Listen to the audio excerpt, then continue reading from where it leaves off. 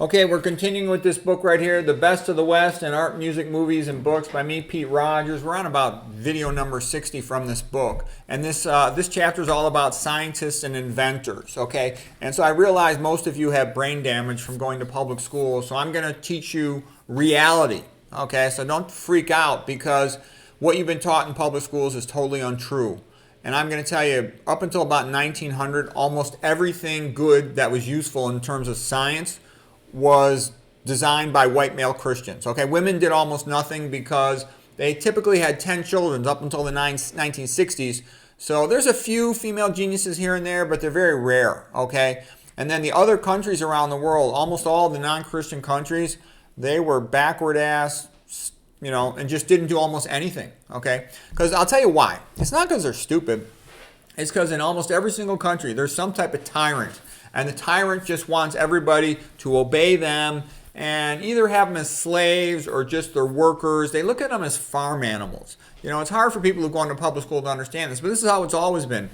The high-ranking rulers, almost always, the kings, the tyrants, the dictators, they look at the public as their servants, as the farm animals that they own. And because of that, they don't want them to get educated and develop and do creative work. They want them to shut up and obey. Okay, so what you're going to see is that in a country like Scotland, this little tiny country, less than 6 million people, they had more creative inventions and more cultural achievements than most other continents. You'd be amazed, okay? A lot of really smart Chinese people, but with tyrannies ever since the beginning of the place, they've achieved very little. Because even when they do something special, like they invented a version of the printing press, of paper, of gunpowder, and guess what? The Mandarins would not let them develop it. Okay, they had one great, I think it was Cheng Ho, a guy who built a boat and was capable of sailing across the ocean. They go, no, we don't want you sailing across the ocean. And they prevented anyone else from building a boat like that. So China never got to discover the New World. So that's what happens in other countries, okay? They also often, they're usually atheists, like India, Hinduism, Buddhism, all that stuff is really atheism. Confucianism, atheism, all right? There's no God there, all right? These are just philosophies. And having a sense of God, man's created in the image of God. He's a creator. We are created like him. Therefore, we can understand his creation. To study his creation is to honor him. That led to a tremendous increase in science. So the West had much more freedom, and it had the scientific method. It had a personal philosophy that celebrated scholarship and study. Okay, the university system came out of the United States. Thomas Aquinas and the whole scholasticism movement with the cathedral schools that became the universities. All right, so what I'm trying to tell you is multiculturalism is BS. There is nothing like the West.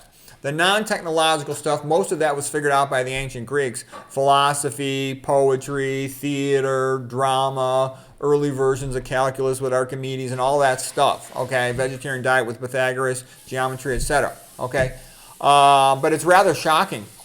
You will see the West has dominated the world so thoroughly, it's beyond what you could believe if you haven't studied it before. It's just a fact. And you think about it, and it's rather obvious. Where does the automobile come from?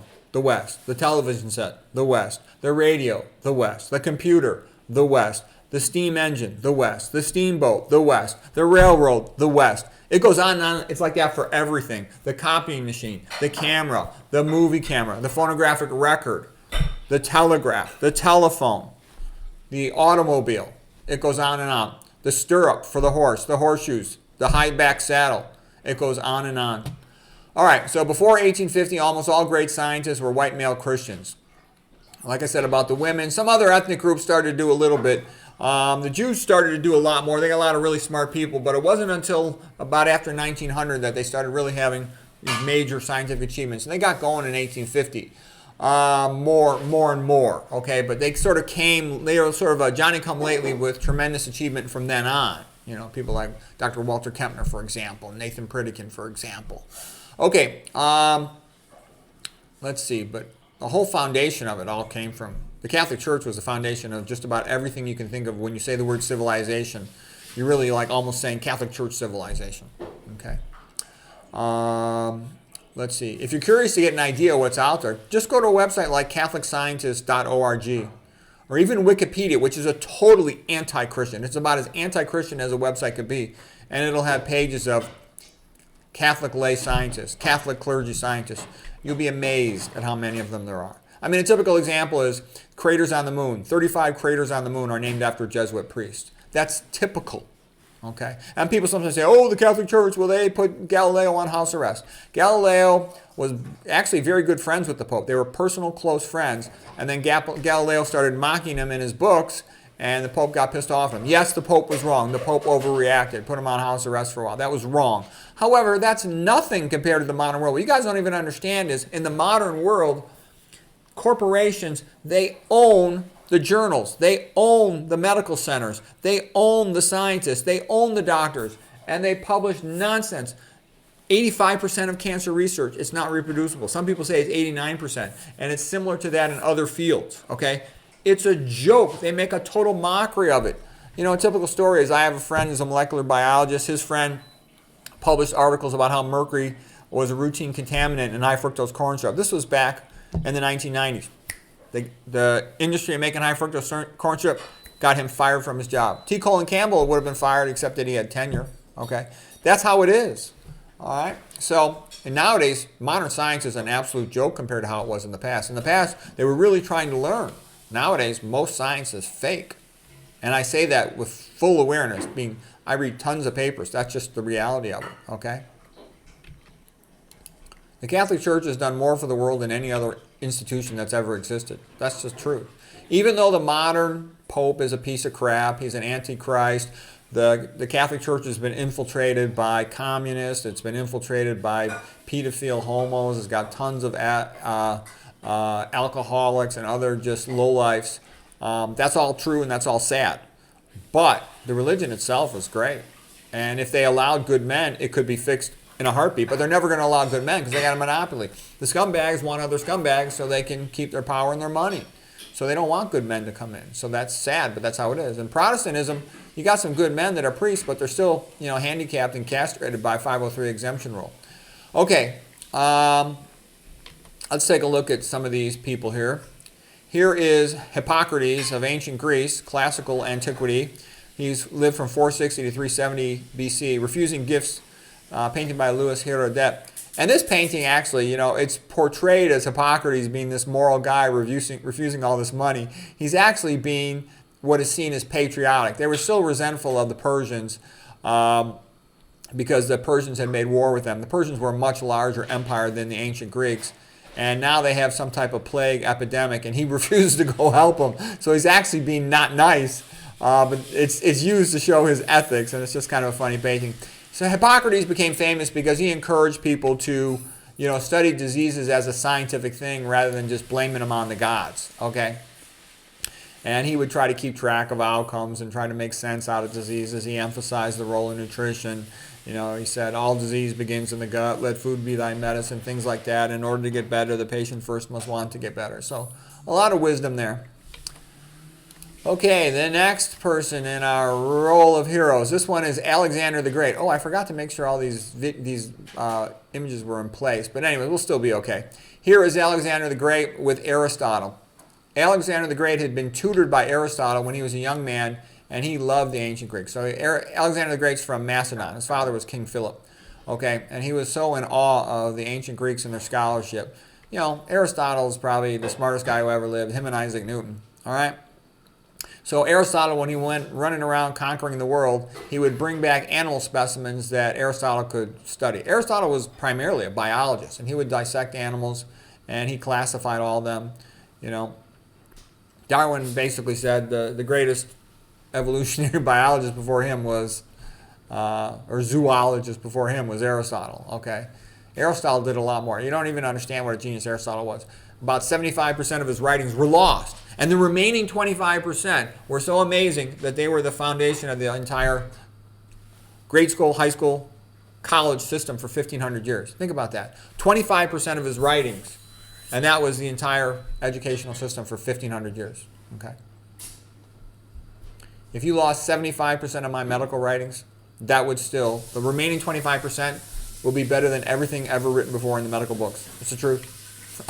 I say that honestly. I'm the modern Aristotle. You can laugh at it, but if you see my work, you'll see it as true. Okay, so there it is. This painting was by Jean Champaigne, the French artist. Aristotle's Lyceum was not only a humanities university, it was a school of biology and medicine, had a library. He did a whole bunch of great things. He wrote on rhetoric, ethics, you name it. Okay, after the death of Alexander the Great, 323 BC, now you switch to the Hellenistic age. Before that was sort of more the classic Greek age. Okay, here is Archimedes. Archimedes was the genius engineer of ancient Greece from Syracuse. And it was around this time, this is coming later, Hellenistic times, the Romans got pissed off at the Greeks because they felt they'd supported one of their enemies. And so they came after Syracuse. And Archimedes developed an entire system of, catapults and other weapons to fight off the Romans. And they were successful. Syracuse was betrayed by somebody who opened the gate to the Romans and let them in to sack the city. But anyways, he developed his own preliminary version of calculus, the spiral screw pump, and a whole bunch of other things. Okay, that guy was a great genius. Here's Vitruvius, a great Roman architect. This is a painting by Vincenzo Raggio. I like all the vowels in the Italian names, French names and Spanish names. The Romance languages coming from Latin. Okay, he's the one Vitruvian Man, if you've seen the drawings of that. He's a pioneer of Roman architecture, with the Pantheon being the best example of his style. Here is Albert the Great, Magnus the Great, 1200 to 1280, polymath, including astrology, alchemy, biology, mentor to Thomas Aquinas. Okay, and so that's the whole scholasticism movement, and that's the university system. Here is Thomas Aquinas. And again, if you had to ask yourself, if I had to, say, you asked me, who do I pattern myself after the most? Number one, Aristotle, to sort of summarize and organize the useful information of his time. And number two, Aquinas, that you can't have good science without Christian ethics. Everything just becomes a lie that sells out for money. Okay, it's just a fact. And what Aquinas did for the Catholic Church was he changed the focus from being so much on the afterlife, which we don't really understand, to the here and now, by saying that to study nature is to honor God by studying His creation. And that got everybody a lot more interested in studying the phenomena of the natural world. Okay, and it was around the same time as you had people like Aristotle. I know I'm saying, I don't mean Aristotle, I mean Abelard, the great Aristotelian scholar. So anyways, there's Thomas Aquinas, unifying the church and unifying the books, Summa Theologica. Okay. And like I said, the reason why the modern university system stinks is because it's turned away from Christianity. And until it goes back to that, it's always going to stink. The universities in the United States were great, and in England were great when they were based on Christianity. Tell the truth, do what's right, you answer to Jesus Christ at your judgment day. Once you go to secular humanism and this atheism stuff, everything goes in the garbage can. Because then it's like lie and just exploit the situation as best you can. Okay, here's Ambrose Paré, developed surgical techniques. He's a French surgeon. This painting by William Hull, developed limb prosthesis. And he would say, I bandage the wound and God heals. Oh, that's one other point I would make is that, the average person who's kind of like total ignoramus doesn't know anything. They're like, science doesn't need God and religion. That's bullshit. All they need to do is have verifiable information. Okay? Katoto, yes. So you need to have it. You need to have it, okay? Because it makes people tell the truth.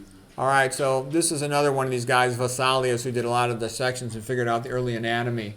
And he was a great scholar. But you have to have Christian ethics or everything else just becomes lying. So anyways, I'll leave it at that for today. I hope you found that helpful.